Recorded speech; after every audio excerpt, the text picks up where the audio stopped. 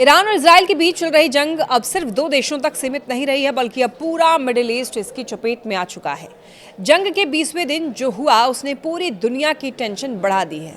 सबसे बड़ी खबर यह है कि ईरान ने कतर के सबसे अहम गैस हब रास लाफा इंडस्ट्रियल सिटी पर मिसाइल हमला कर दिया और ये वही जगह है जहां से दुनिया के बड़े हिस्से में एलएनजी यानी कि गैस सप्लाई होती है।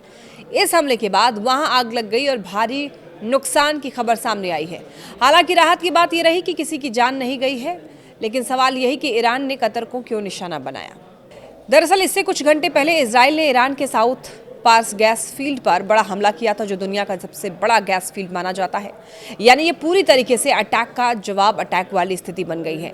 इजराइल ने ईरान के एनर्जी सिस्टम को निशाना बनाया है और ईरान ने बदले में गल्फ देशों के एनर्जी इंफ्रास्ट्रक्चर को टारगेट करना शुरू कर दिया है। लेकिन कहानी यहीं पे ख़त्म नहीं होती है। कतर ने इस हमले के बाद बड़ा कदम उठाया है। उसने ईरान के कई वरिष्ठ अधिकारियों और राजनयिकों को देश से बाहर निकाल दिया। 24 घंटे के अंदर अंदर देश छोड़ने का आदेश दिया गया। इसका मतलब यही है कि अब ये सिर्फ मिलिट्री कॉन्फ्लिक्ट नहीं है, बल्कि डिप्लोमेटिक लेवल पर भी टकराव तेज हो चुका है।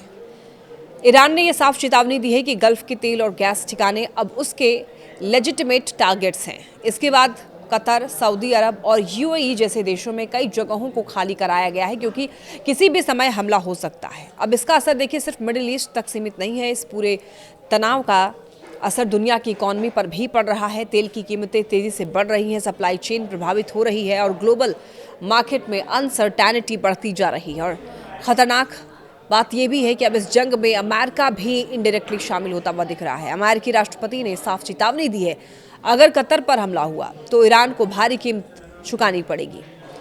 अब स्थिति क्या है देखिए, एक तरफ इजराइल ईरान के अंदर बड़े बड़े टारगेट्स पर हमला कर रहा है, दूसरी तरफ ईरान पूरे गल्फ रीजन को निशाना बना रहा है।